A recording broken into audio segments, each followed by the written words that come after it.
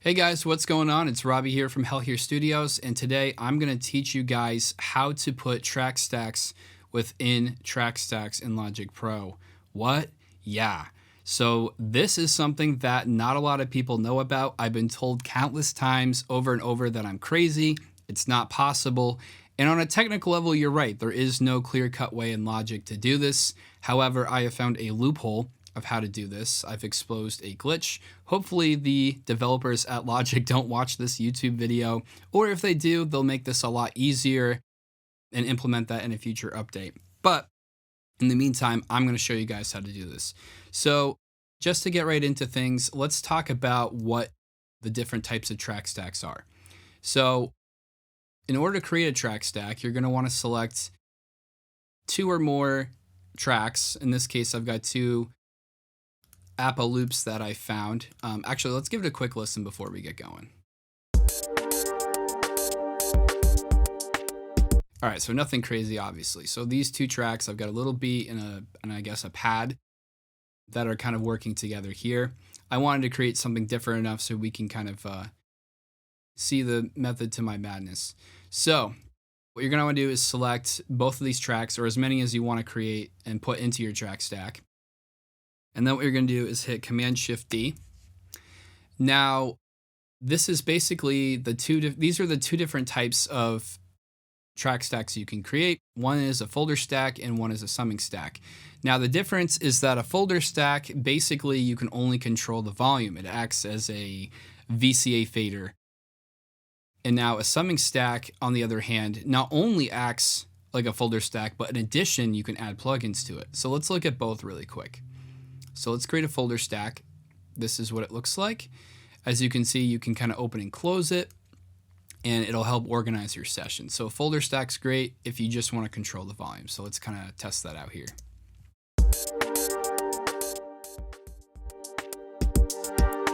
All right, cool. So you can see that that is what a folder stack looks like. Now let's undo that. Okay. That was weird, but whatever.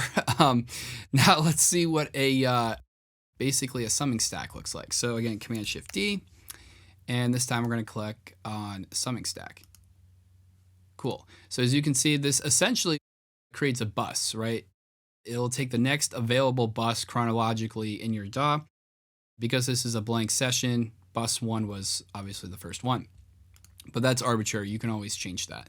So let's see here. So these two are getting bused. These two tracks are getting bused to bus 1, and the input of this summing stack is now bus 1, and this is going to my stereo out. Cool. So this should basically be the same thing. Let's take a listen. Okay, cool. So what's the advantage of doing something like this? Well, obviously a summing stack where this can come in handy is in the mix phase when you're trying to kind of put some processing on a group of different instruments, maybe like your drums or your synths or guitars or whatever.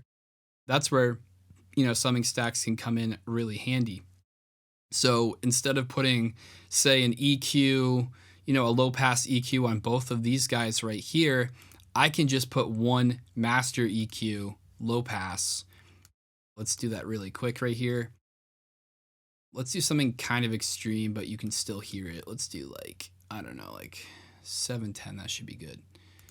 So watch this. Very cool. So we're running one EQ on this summing stack, and it's going to affect everything within it. All right, so if you want to put a summing stack within another summing stack, you can't do that in Logic, and I'm going to demonstrate how that looks. So what I'm going to do is select this summing stack here, and I'm going to hit Command-D to duplicate it. Now, as you can see, it automatically generated a different bus, which is bus 2. There's nothing within this, so it's kind of... actually, I probably should put something in here to really demonstrate this. So let's do something that's different than what we had earlier. Let's kind of listen through. All right, that's very weird, but I'm down to use that. So let's do that. Repeat it a couple of times. Cool, so we got an alien pluck here. So let's say the alien plucks within this summing stack, and then we've got these guys within summing stack number 1, and we kind of want to group this all under one parent summing stack. And actually, you know what? Let's run that low pass EQ on the parent. So what I'm going to try to do basically is put all of these within one summing stack. Now, as you can see here, if I try to drag this into here, it just bounces right out. You're not able to do that. Logic's like, no, bro, you can't do that. Sorry. And I'm here to tell you that you can. So what you want to do is take your two summing stacks that you want to group together, select both, and instead of creating a summing stack, which the key command for that is actually Command-Shift-G. As you can see, I got the error flash on Logic showing that I can't do it. So here, I'll even do this. See how Command-Shift-D, the summing stack option is no longer available, but the folder stack is. So the key command for that is Command-Shift-H, and boom, I created a folder stack with these guys in it. And you're thinking like, all right, that's cool, but you can't put any processing on a folder stack. You're absolutely right. So what you need to do now is grab your two track stacks, and you're going to open up your mixer window. And these are both going to stereo out. We're going to put this on another bus. Doesn't matter which bus. Can't be the first two, obviously, because those are taken. But go to any available bus. Let's use bus 3 just to keep things simple. Cool. And basically a new aux track gets built into our mixer window here. Now this is the very important step, so pay attention very carefully. So we created this aux track, and what's happening is that the summing track here, summing track 1 and summing track 2, are both being bussed through bus 3 into this aux track right here. And that's going to the stereo out.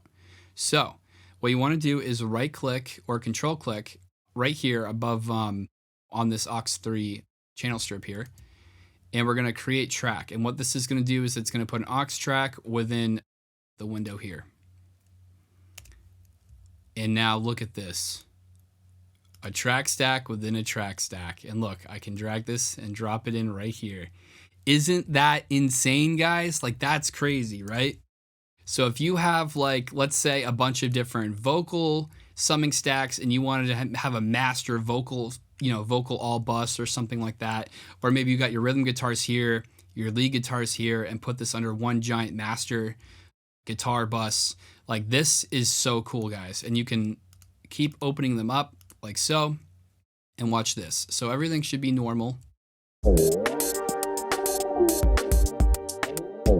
Everything's playing together nice. And now let's do that EQ move that we did earlier. So I'm going to do a low pass again. I'll try to keep it the same. 710. I think I did a hard. Yeah. All right. So let's listen to that. That's so sick, right? So that is how you put summing stacks within summing stacks. I hope you guys have a lot of fun with this. Obviously, you can duplicate these, and it automatically creates, new buses and stuff like that. We got bus 4, bus 5. It looks like this one's the same, so you're going to have to change that. Bus 6 right here.